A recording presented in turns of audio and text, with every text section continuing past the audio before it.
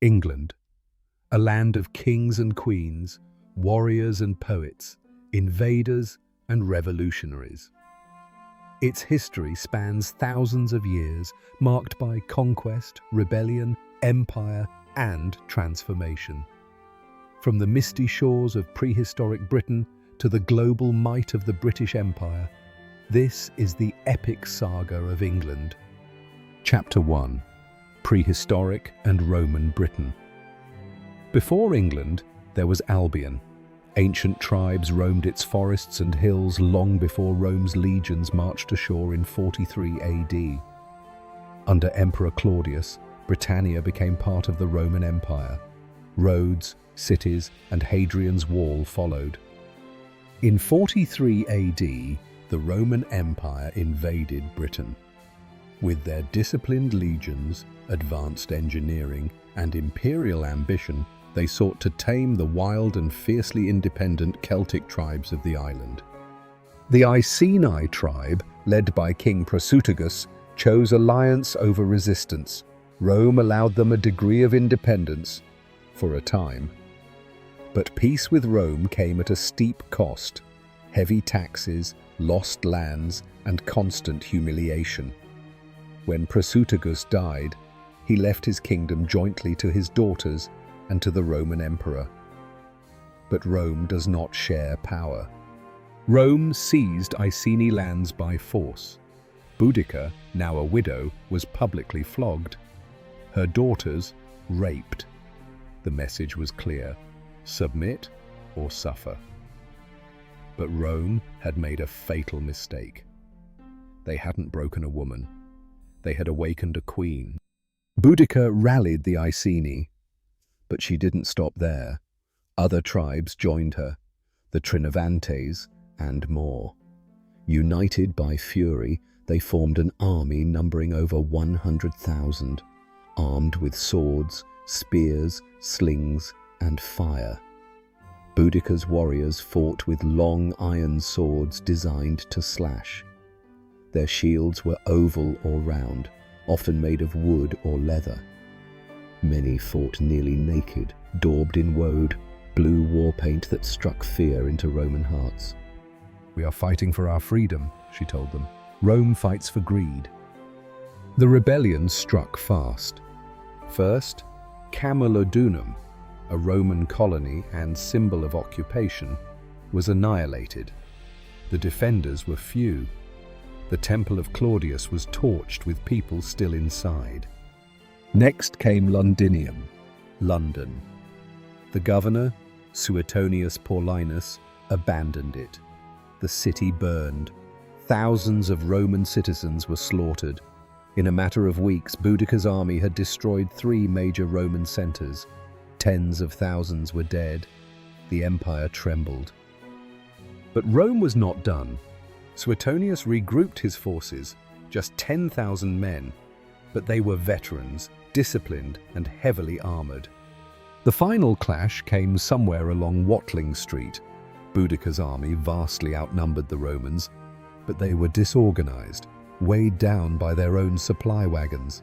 The Roman tactics were brutal and efficient. Boudica's forces were trapped and slaughtered. It's said 80,000 Britons died that day. Boudica refused to be paraded through Rome in chains. According to legend, she took her own life, choosing death over dishonor. Rome crushed the rebellion, but they never truly conquered the British spirit. And Boudica, she became a legend, a symbol of resistance, of rage against oppression, of a mother's fury and a warrior's courage. In the shadow of the Roman Empire, one woman rose and nearly broke it. Her name still echoes through time: Boudica. Chapter 2: Life in Roman Britain. Imagine stepping back nearly 2,000 years to a land far from the marble palaces of Rome, a place of dense forests, wild rivers, and fierce tribes. This is Roman Britain, a frontier province of the vast Roman Empire where ambition, conflict, and survival shape every day. In the year 43 AD, The Roman legions under Emperor Claudius began their conquest of Britain. The island was ruled by numerous tribal kings, each fiercely protective of their lands. One such leader was Caratacus, the warrior chief of the Catuvelauni tribe.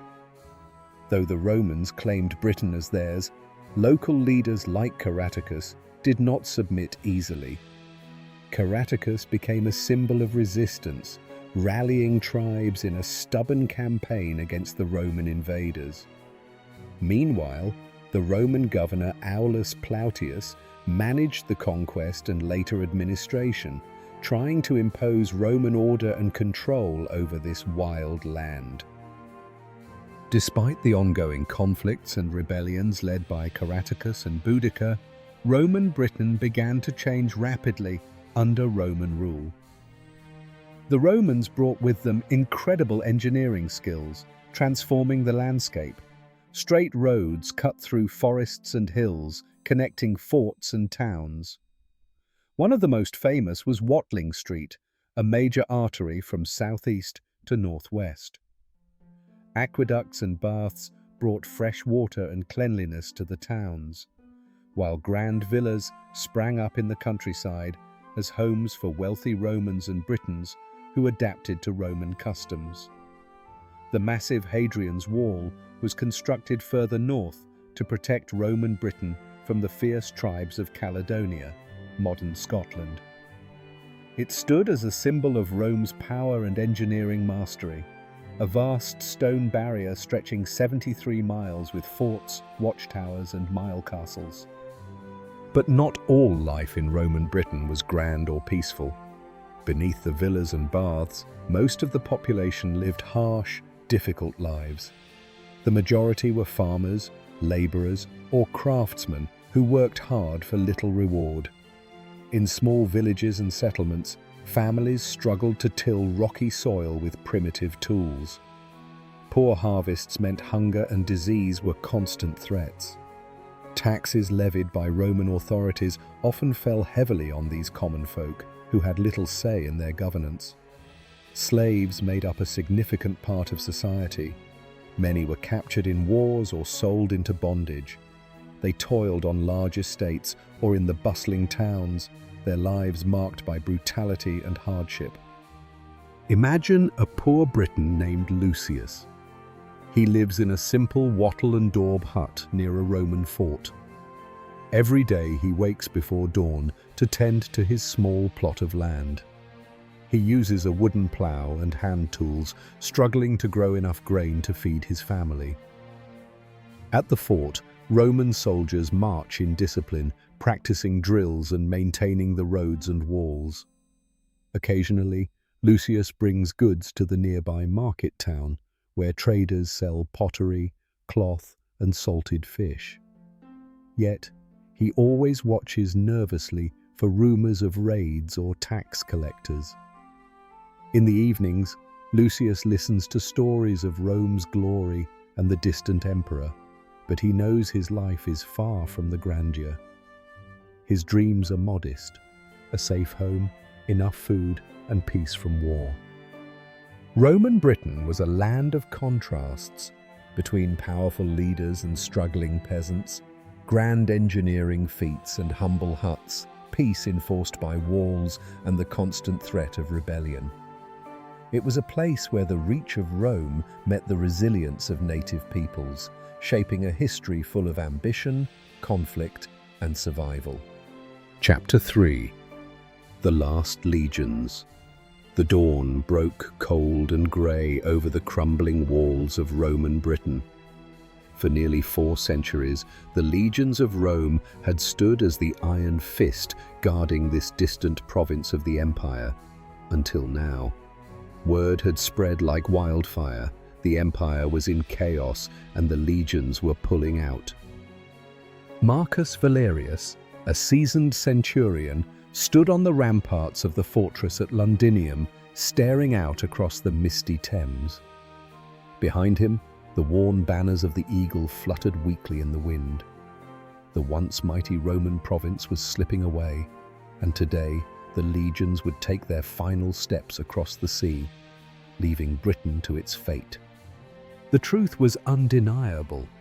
The empire, battered by threats from all sides, the Visigoths sacking Rome itself, the Vandals sweeping across Africa, and here the Picts and Saxons pressing ever harder, was tearing apart.